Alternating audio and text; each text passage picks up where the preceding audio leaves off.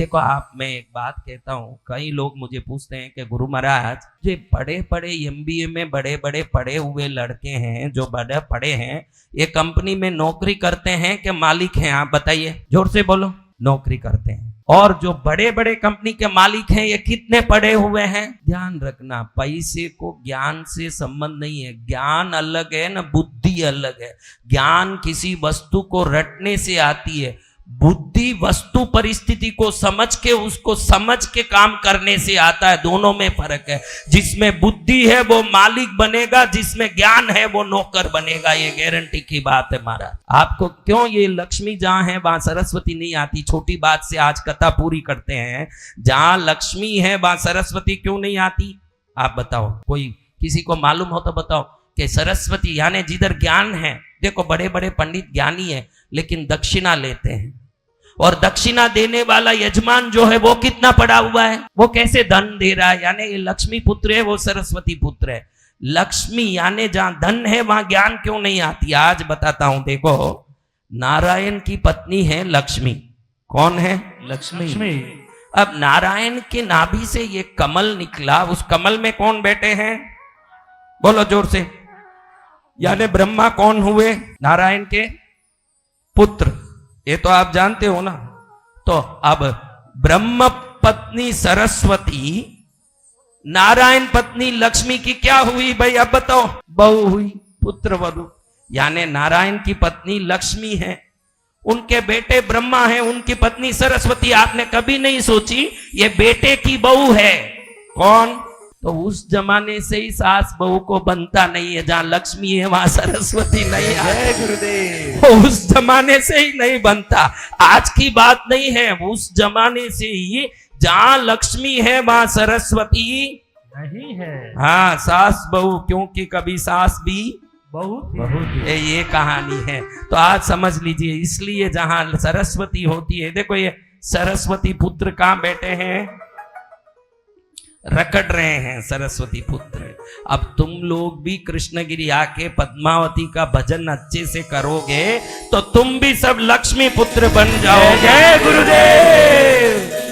क्योंकि कलयुग में देखो, एक जमाना ऐसा आया, राक्षसों को अथाह धन पाने की इच्छा हुई। क्या हुई? तो समस्त लक्ष्मी की शक्ति को आकर्षित करके लक्ष्मी के रूप से ही लक्ष्मी को चुरा लिया राक्षसों ने। आज एक बात बता रहा हूं आपको, उस शक्ति में ऐसी शक्ति थी कि लक्ष्मी जैसे करोड़ गुना शक्ति थी। क्या शक्ति? करोड़। एक लक्ष्मी में जितनी शक्ति है वैसी करोड़ गुना शक्ति थी। वो लक्ष्मी किसको चाहिए? करोड़ गुना शक्ति वाली लक्ष्मी।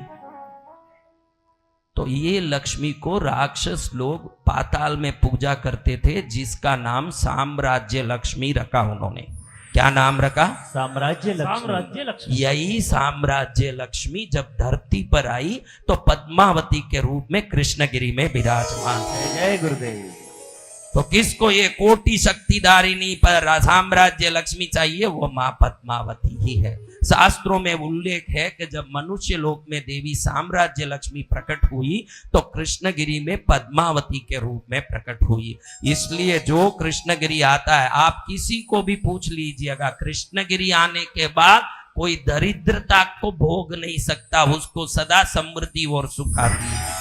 मैं ये बात कोई आपको लोभ देने नहीं बोल रहा हूं, इतिहास बता रहा हूं कि साम्राज्य लक्ष्मी पद्मावती है। चेन्नई बेंगलुरु आओगे तो लाखों फोटो पद्मावती कृष्णगिरी वाली का देख सकते हैं, जो एकदम साधारण स्थिति में थे, आज अरबोपति बन के दुकान लेके बैठे हैं। ये पद्मावती कृष्णगिरी वाली है। जय गुरुदेव।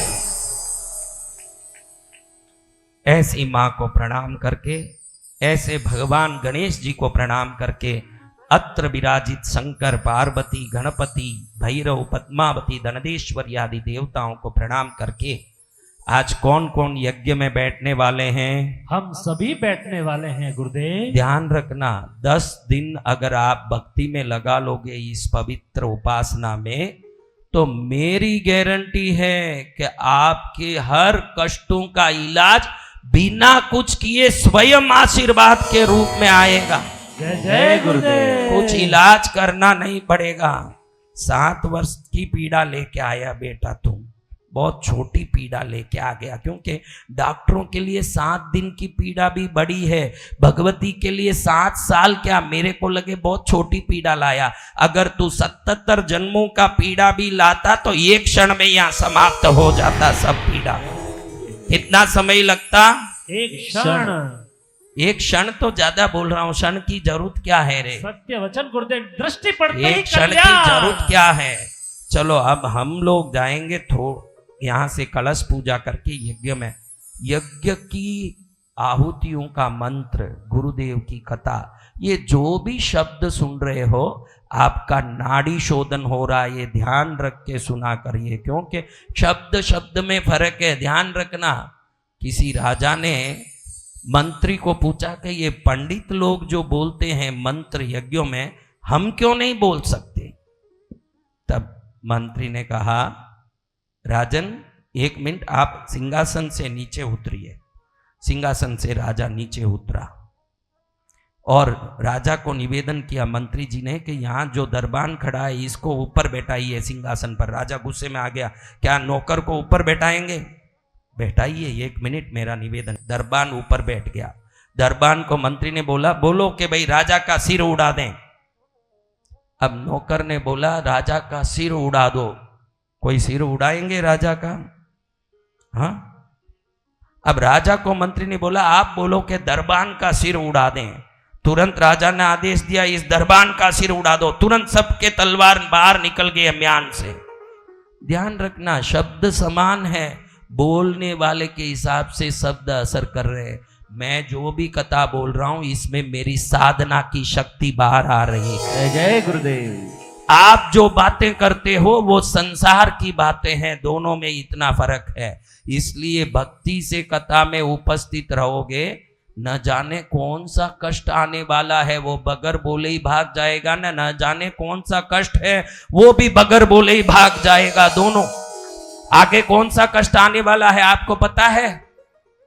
पता ही नहीं चलेगा, क्योंकि वो आएगा ही नहीं। और जो कष्ट है वो भी जाएगा, क्योंकि इस वातावरण में है भगवती की दिव्य मोहन शक्ति। उस शक्ति के सामने संसार का दुख टिक नहीं सकता, जैसे सूर्य रोशनी में अंधेरा टिक नहीं सकता, जगत जननी की कृपा में संसार का कोई परेशानी टिक नहीं सकता। जय जय गुरुदेव। ऐसी माँ को प्रणाम करते हैं, ऐसी माँ को नमस्कार करते हैं, ऐसी माँ को कोटि कोटि धन्यवाद करते हैं। बोलो माँ पद्मावती देवी की जय हो। आज के आनंद की जय हो।